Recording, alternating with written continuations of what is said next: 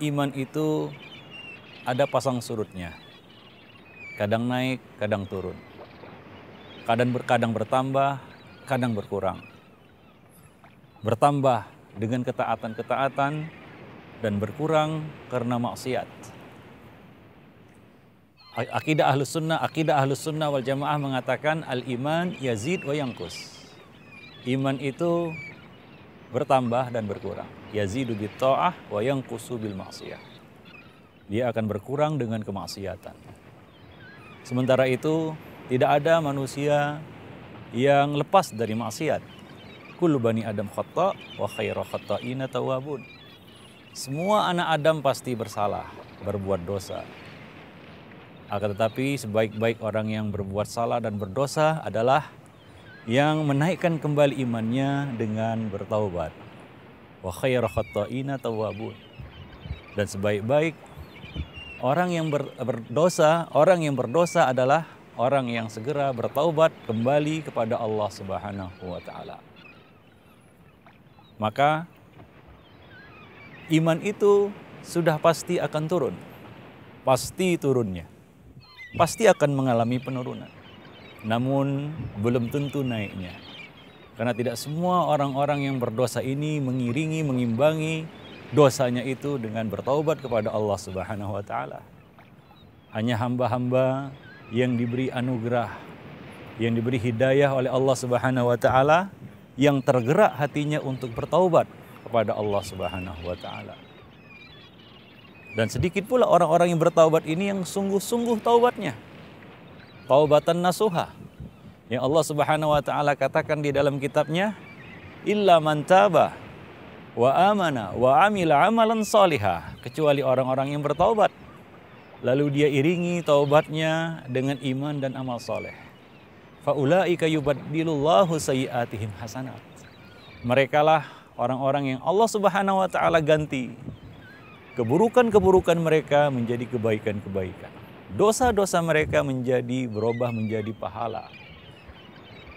Berubah, dicatat oleh Allah Subhanahu wa taala menjadi catatan pahala pada hari kiamat kelak. Itu berlaku bagi orang-orang yang sungguh-sungguh bertaubat kepada Allah Subhanahu wa taala. Dia minta ampun kepada Allah dan Allah Ghafurur Rahim. Allah yaghfiruz dzunuba jami'an. Allah Subhanahu wa taala mengampuni semua dosa selama pintu taubat itu belum tertutup. Kesempatan bertaubat masih terbuka lebar bagi orang-orang yang ingin kembali kepada Allah Subhanahu wa taala. Salah satu contohnya adalah seorang yang telah membunuh 100 jiwa. Lalu dia bertanya kepada seorang alim, adakah kesempatan bagiku untuk bertaubat? Maka orang alim itu mengatakan, apa yang menghalangimu dari taubat? Maka orang ini pun segera dia bertaubat kepada Allah Subhanahu wa taala dengan taubatan nasuha. Dia berhenti dari perbuatan dosanya, dia menyesali segala perbuatan-perbuatannya, dan dia berazam untuk tidak kembali lagi melakukan dosa yang sama. Kemudian dia iringi taubatnya itu dengan amal saleh. Orang alim ini berkata kepada orang yang baru bertaubat tadi, sesungguhnya kamu tinggal di negeri yang buruk. Pindahlah dari negerimu, hijrahlah kamu ke negeri lainnya.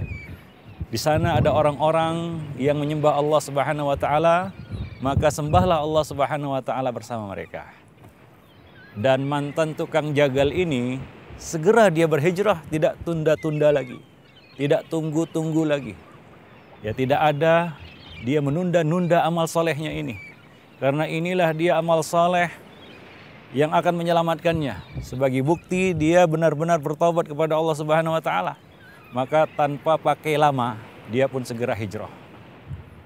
Ini adalah bukti bahwasanya dia benar-benar bertobat, taubatan nasuha, yaitu taubat yang diiringi dengan iman dan amal soleh. Dan ciri orang yang bertaubat itu adalah dia segera bangkit, dia memperbaiki diri. Dengan apa dia memperbaiki diri?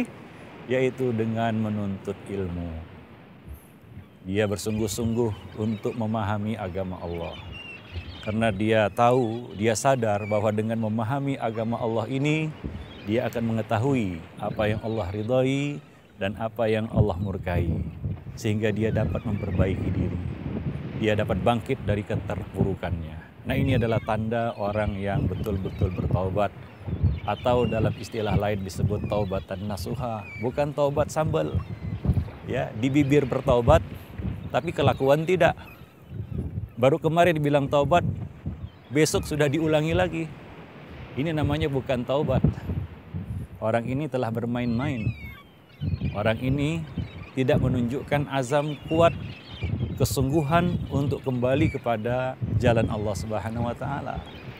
Maka syarat taubat itu salah satunya adalah orang ini berazam, bertekad kuat, bersungguh-sungguh untuk tidak kembali kepada dosa yang sama berkali-kali. Dan dia tidak mempertahankan dosanya itu. Maka dengan taubat ini, iman hamba yang semulanya turun dari levelnya, dia akan kembali lagi ke levelnya. Ya, dia akan menormalkan kembali grafik iman itu. Dan apabila dia iringi taubatnya itu dengan amal soleh, maka imannya pun akan naik, akan bertambah. Begitulah iman dalam pandangan Ahlus Sunnah wal Jamaah. Maka kita harus benar-benar memperhatikan bagaimana ya fluktuasi iman kita.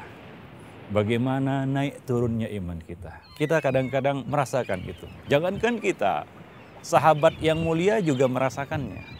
Hanzalah Al-Usayyidi, ya ini salah seorang sekretaris Nabi, merasakan itu. Dia berkata kepada Abu Bakar As-Siddiq, ketika Abu Bakar As-Siddiq bertanya kepadanya, bagaimana keadaanmu wahai Hanzalah? Hanzalah mengatakan, nafaqah Hanzalah. Hanzalah telah jatuh dalam nifaq. Maka Abu Bakar berkata, apa yang kamu katakan wahai Hanzalah? Maka Hanzalah menjelaskan alasannya.